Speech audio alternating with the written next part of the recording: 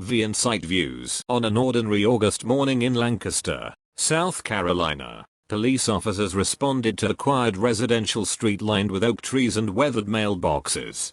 The call came in as a report of an unattended death, nothing unusual for a small department used to medical emergencies and welfare checks. Two officers arrived at a modest pale blue house near West Meeting Street. The grass was freshly trimmed, the porch light still glowing from the night before. A man met them at the door. He said his name was Donnie Ray Birchfield Jr. He spoke calmly and told them that one of the residents had passed away during the night. He described himself as a caregiver, someone who looked after adults who needed help. To the responding officers, he appeared cooperative and composed. But what they were about to discover behind that door would unravel a story of control, captivity, and exploitation. When the officers entered the home, they followed the sound of a ceiling fan turning lazily in the hallway. They saw a woman's body on a bed, covered carefully with a blanket. The room was dim, the air heavy with the scent of disinfectant. Birchfield explained that she had been sick and that he had tried to care for her. He spoke as though the death was inevitable, natural, an unfortunate consequence of poor health. As procedure required, the officers began to note details: the temperature of the room, the state of the body, the absence of medical equipment. One of them noticed a locked door at the back of the house, just past the kitchen. When they asked what was behind it, Birchfield hesitated. He said it was only storage. They asked for the key. He told them it was misplaced. Moments later, the officers pried the door open. What they found inside changed everything. The narrow staircase led down into darkness. The smell of mildew mixed with something stale and human. A single light bulb hung from the ceiling, illuminating mattresses on the concrete floor, piles of clothes, and discarded food containers. The basement was not a storage space. It was a living space, if one could call it that. There were people down there. 4 adults, dazed and frightened, stared up at the police. Some looked underfed, one clutched a small blanket. They spoke softly, as though uncertain they were allowed to talk. The officers quickly radioed for backup. Within minutes, paramedics and detectives filled the small house. What had begun as a death investigation was now a possible case of unlawful imprisonment. Donnie Ray Birchfield Jr., age 35, was taken aside for questioning. He maintained that everyone in the home was there voluntarily. He said he provided care for people with mental and physical challenges, that he gave them food, shelter, and safety. But the scene told a different story. The victims, 3 women and 1 man, told police they had been kept in the basement for extended periods. They described being denied access to medical treatment, prevented from leaving the property, and forced to rely entirely on Birchfield for basic needs. Some said they were allowed upstairs only when he was home. One described the basement door being locked from the outside. Another said they were punished if they tried to contact family.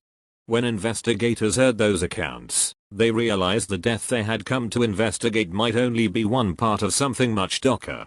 News of the arrest spread quickly through Lancaster, a small city of 25,000 people on the South Carolina-North Carolina border.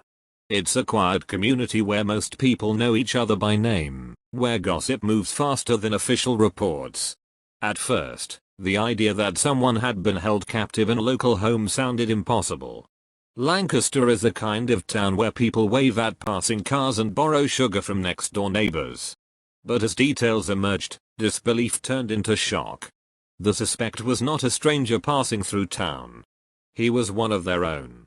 Born and raised locally, known to many as polite and soft-spoken, the son of a pastor. He had worked odd jobs, attended church events, and appeared helpful to those in need.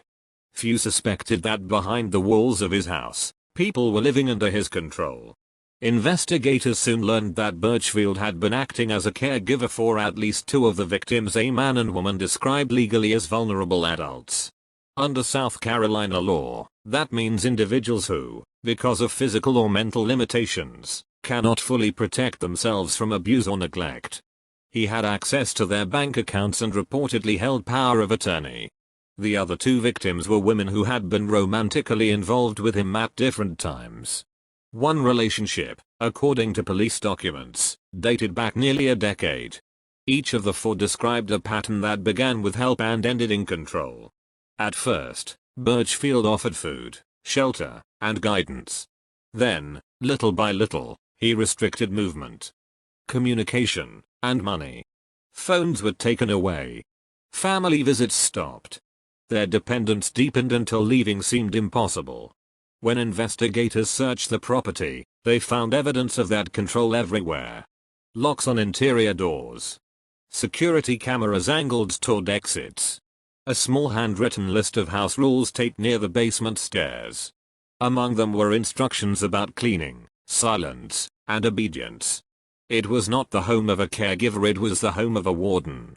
Financial records told an equally disturbing story.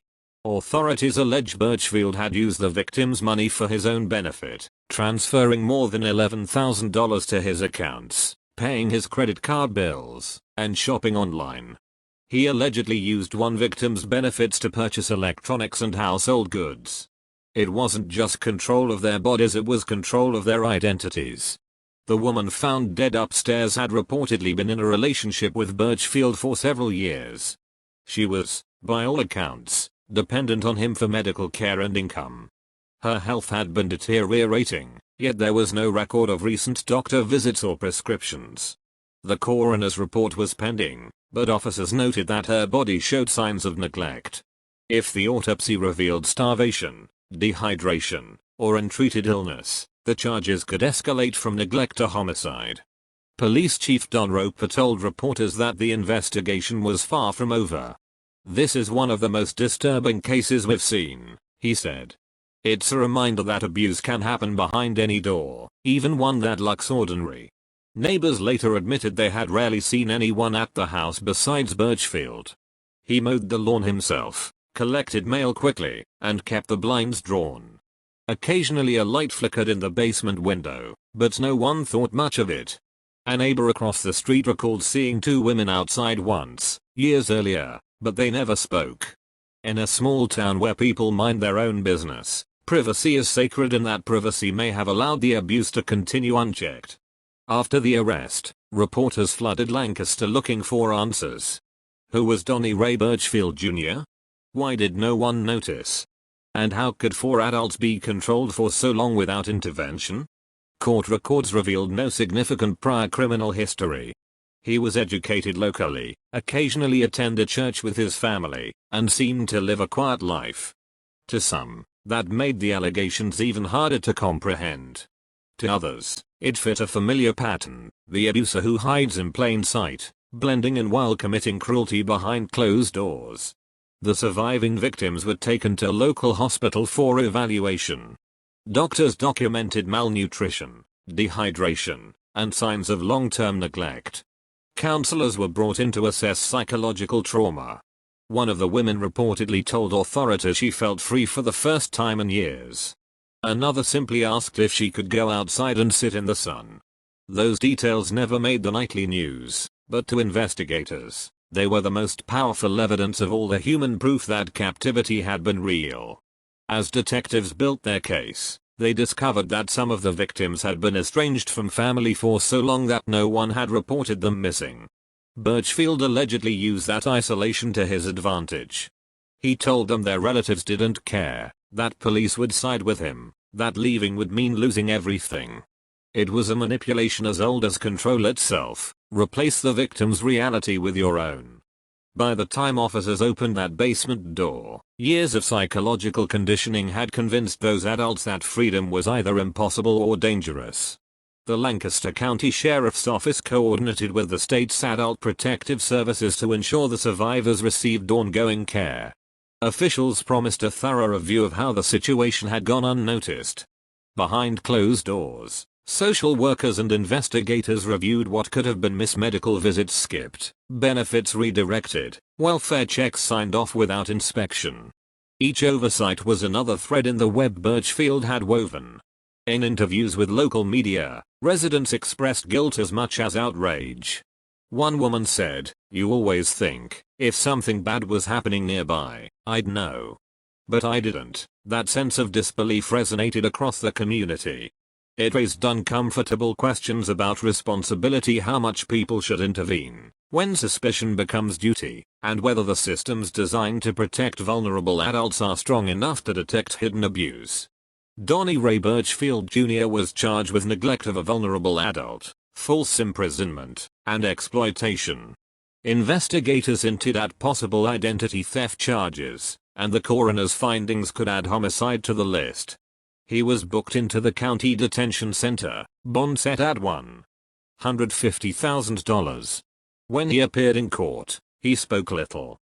His public defender said Birchfield denied the allegations and intended to prove his innocence. The judge ordered that he remain in custody pending further hearings. Outside the courthouse, reporters called out questions as deputies escorted him into a waiting car. He didn't answer. The only sound was the clicking of cameras and the murmurs of townspeople who had come to watch. Some whispered prayers, others simply stared. In a place where faith runs deep, many turned to their churches for comfort, struggling to reconcile the idea that the alleged abuser was the son of a pastor. Local pastors addressed the case carefully from pulpits, urging compassion for victims and patience for justice. But the damage to the community's sense of safety was already done. As the first week after the arrest passed, the pale blue house on West Meeting Street stood empty behind yellow police tape. Reporters filmed from the sidewalk while technicians carried out bags of evidence. Neighbors avoided the property altogether. The sound of cicadas filled the late summer air as if the world was trying to return to normal. But normal had changed. The revelation that such suffering could exist so close to home left Lancaster unsettled. Investigators now had to piece together not just what had happened in that basement, but how it had gone on for so long. They combed through bank statements, utility bills, and surveillance footage from nearby stores. Each receipt, each withdrawal, painted a clearer picture of how Birchfield allegedly supported himself through the lives of those he controlled. They began tracing the timeline backward when each victim moved in, when communication with relatives stopped, when the first signs of isolation began. And yet, for all their evidence, one question lingered: what had truly happened in those years before discovery? The survivors could provide testimony, but trauma distorts memory. Some details were clear, others blurred by fear and confusion. Reconstructing the truth would take months of interviews, forensic work, and patience. The police believed the answer was in that house: the locks, the receipts, the digital trails, all of it whispering the story that the victims had lived in silence. In the days following Donnie Ray Birchfield Jr.'s arrest, investigators moved swiftly. They sealed off the home, catalogued every object, and photographed every corner of the basement. Each detail told a story: the worn mattress corners, the water-stained ceiling, the padlock still hanging from a splintered frame. Forensic teams collected fingerprints, DNA samples, and handwritten notes. One notebook contained a list of daily chores beside initials matching the victims' names. Next to each task were check marks in red pen, as if signed off by a supervisor. It was a strange, chilling glimpse into a system of control that seemed carefully organized. At the same time, detectives began interviewing the victims in a quiet room at the sheriff's office. The sessions were slow and emotional. Each survivor carried years of fear and confusion, and some still struggled to believe they were truly free. One woman described the house as both a shelter and a prison. "He told us we couldn't leave because people outside would hurt us," she said softly. "He said he was the only one who cared." That kind of psychological grip, investigators noted, was a hallmark of coercive control. The basement's locks kept them inside, but fear and dependency kept them obedient. As their stories unfolded, a disturbing pattern emerged. Birchfield had allegedly used the promise of safety and compassion to lure vulnerable adults into his care. Once inside his orbit, he gradually stripped them of autonomy, taking their identification cards, controlling their medication, and managing their finances. He convinced them that the world outside was dangerous, that he alone could protect them. He was, in their eyes, both caretaker and captor. When questioned, each victim used similar phrases. He said we owed him. He said we couldn't survive without him. It wasn't until police arrived that those words lost their power. Meanwhile, The autopsy report on the deceased woman came back. She had died from complications related to untreated medical conditions. There were no clear signs of violence, but the coroner noted severe malnutrition and dehydration. Those findings transformed the case from neglect to potential homicide. Prosecutors began preparing to present the evidence to a grand jury. The charges expanded: neglect leading to death, unlawful neglect of a vulnerable adult, and exploitation. The quiet man from Lancaster was now accused of systematically abusing trust for personal gain. Reporters camped outside the courthouse, waiting for updates. The story drew national attention not because of sensational violence, but because of its slow cruelty. People wanted to understand how this could happen in modern America, in a small southern town where everyone seemed to look out for one another. The truth, investigators explained, was that neglect often hides in plain sight. It's not always loud or obvious, sometimes it's silent, hidden behind politeness and a well-tended yard. As public awareness grew, so did scrutiny of the system meant to protect vulnerable adults. Social services faced tough questions about oversight and follow-up. Officials reviewed case files and realized that Birchfield had been receiving public funds through programs designed for caretakers. He had registered as a caregiver and passed background checks years earlier. Nothing in his record raised alarms. That loophole, trust without verification, had allowed him to operate unchecked. In the weeks that followed, law enforcement uncovered how deeply financial exploitation ran. Bank statements showed steady withdrawals from multiple accounts belonging to the victims. In some cases, Birchfield had used debit cards to make online purchases delivered directly to his home. The transactions spanned months, sometimes years. Prosecutors described it as a quiet form of theft that compounded the emotional abuse. He wasn't just stealing their money, he was stealing their dignity, their right to independence. The case also revealed the vulnerability of those who live on the edges of society, people with disabilities, mental illness, or isolation. Without strong family connections or community oversight, they become easy targets for manipulation. Birchfield had presented himself as their savior, using empathy as a disguise for control. And because he operated within the blurred space between caregiving and confinement, authorities failed to notice until it was too late. The victims began new lives under state protection. They were relocated to assisted living facilities and paired with counselors. Each faced a long recovery, not only from malnutrition and physical weakness but from psychological scars. Years of being told what to do, when to eat, when to sleep, and how to feel had erased much of their confidence. One therapist described their trauma as a kind of captivity conditioning. Freedom felt foreign. Even simple decisions, what to wear, what to eat, required rebuilding trust in themselves. Meanwhile, inside the county jail, Birchfield sat in isolation awaiting trial. He maintained his innocence, claiming he was misunderstood, that his only crime was caring for people society had abandoned. In one brief phone call to local media, he insisted he had done his best to help. But investigators pointed to the evidence, the locks, the bank records, the malnourished victims. Intentional or not, the facts suggested long-term exploitation. As one detective put it, you don't lock away people you're trying to help.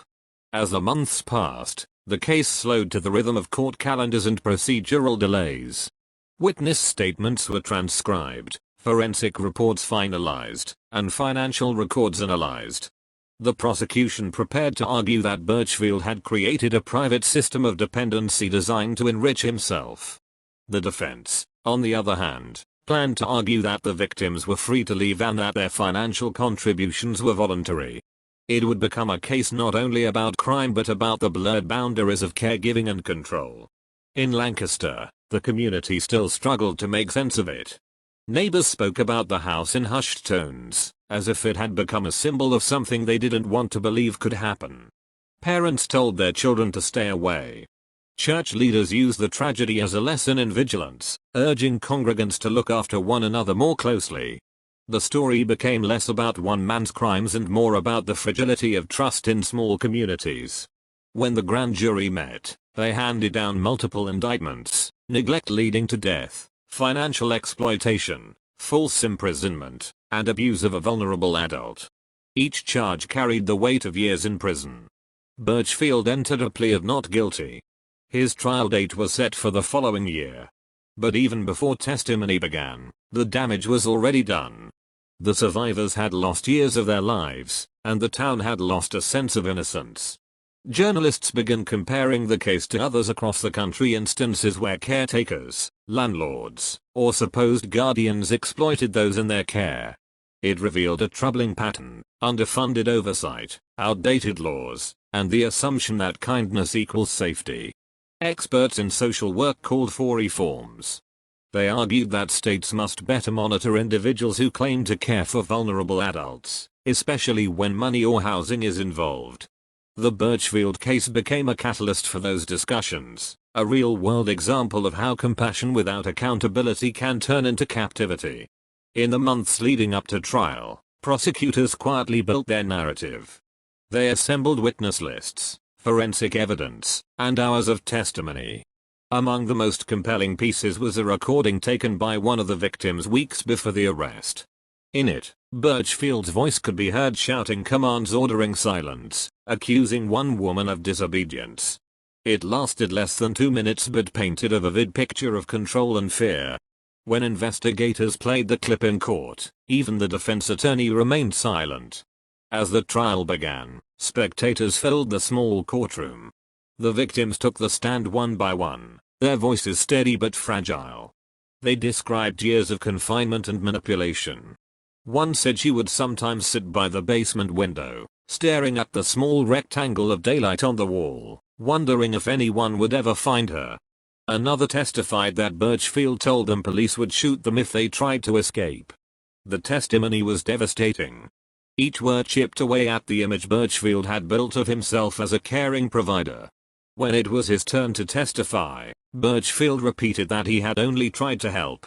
He claimed the locks were for safety, to prevent falls. He said the victims had trusted him with their money willingly. But cross-examination exposed contradictions in his story. Why were the victims malnourished? Why did he not call doctors or relatives when their health failed?